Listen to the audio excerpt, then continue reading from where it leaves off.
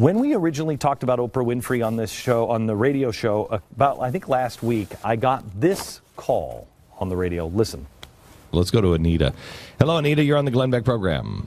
Hi, Glenn. I guess what really has just upset me, this whole thing with Emmett Till, never since the history of our great nation has there ever been a couple brutally tortured like Shannon Christian and Kristen Newsom in Knoxville, Tennessee. And I'm just wondering when, and I pray that it's you, is somebody going to share their horror? Because nobody, again, since the history of this great nation has ever been brutally tortured like that young couple. Okay. Never. All right, well, let me look into it. All right, so we said we would look into it. She asked when would somebody do something about it, and the answer is tonight. We did look into it.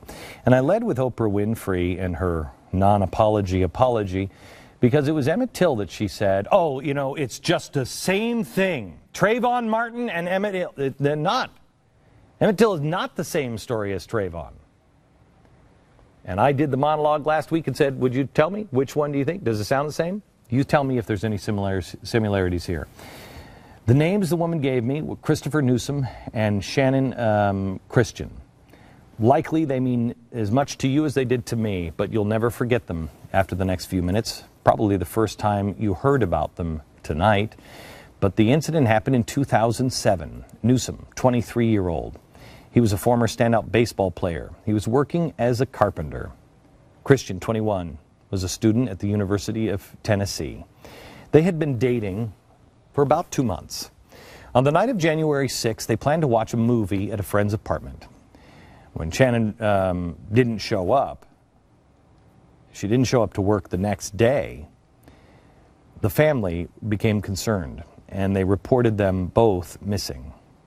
Well, it turns out that the couple had made it to dinner, but when they arrived at the apartment complex where Christian's best friends lived, they were carjacked by multiple assailants.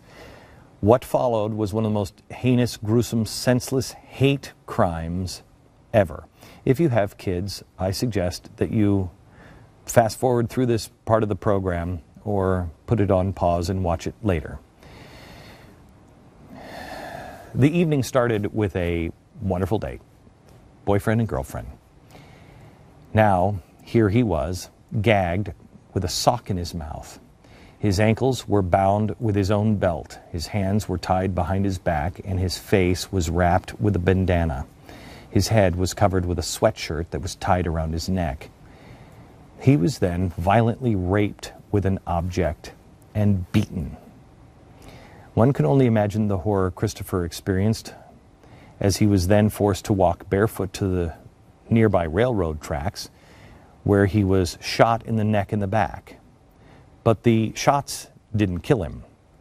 He fell to the ground and he was paralyzed. That's when the assailants stood over him, placed the gun against his covered head, and fired. They killed him execution style, but that's still not good enough. They then poured gasoline all over his body and set him ablaze.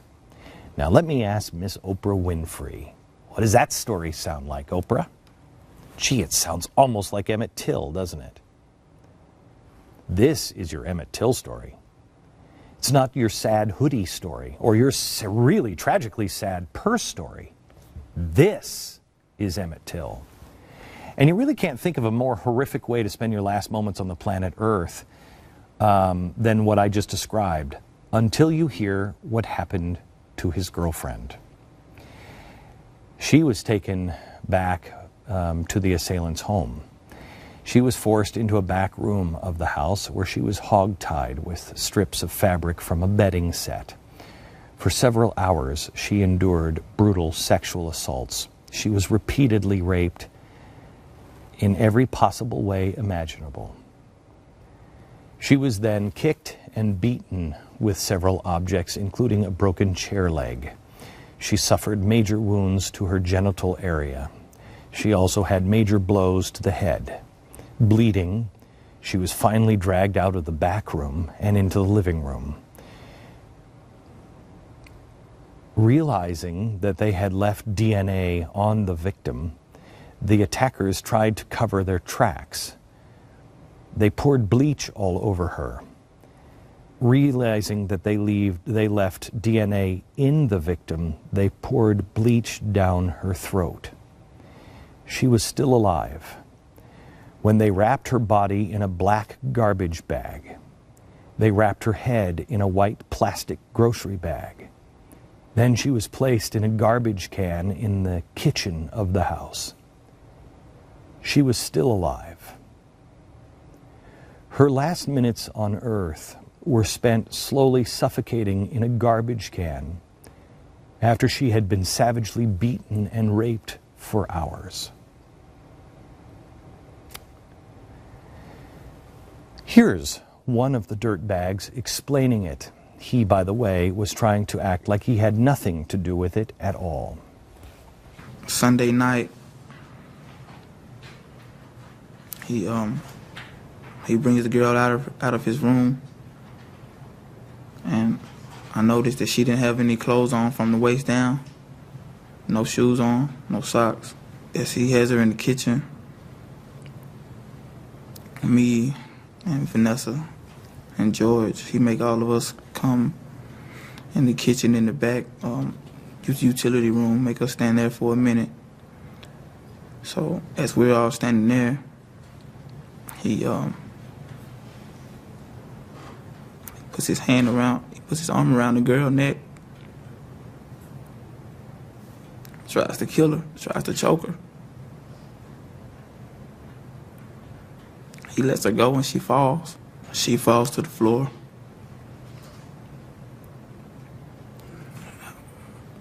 We're all thinking that he didn't kill that girl. He ties the girl up, put her in the garbage can.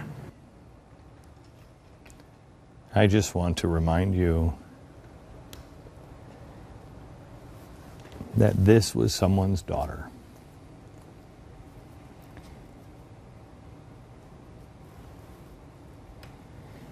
This is not your standard case. It's so far beyond rape. It was so violent. The only explanation for it is hate and evil. But was it labeled a hate crime? No. No. Did it receive media attention at the time? I apologize to you. I don't know if I even covered this story. I don't know how it didn't get on the radar. Other than the story just doesn't fit the agenda of the media's favorite special interest groups. There were no Al Sharptons, no Jesse Jacksons. There's still no Al Sharpton, no Jesse Jackson. There's no one calling for social justice. The suspects? They're all convicted. The original judge was discovered to have a drug addiction. It got him disbarred. So wait a minute, what happened to their conviction? Well, that opened up the doors for the killers to try to abuse the justice system. And all but one have repeatedly pursued retrials and appeals. The lone female attacker had her sentence reduced by a third. This is a miscarriage of justice, forcing the family to live this horror over and over and over again every time they're dragged back into the court battle. And to give you an idea of what they're going through, here's Shannon's dad during the trial. She was proud of her faith in God.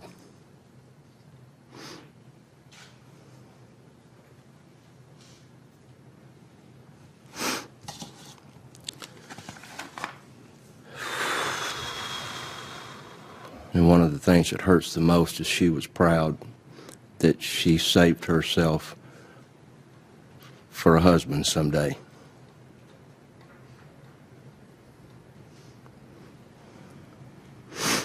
I will never get to walk her down the aisle.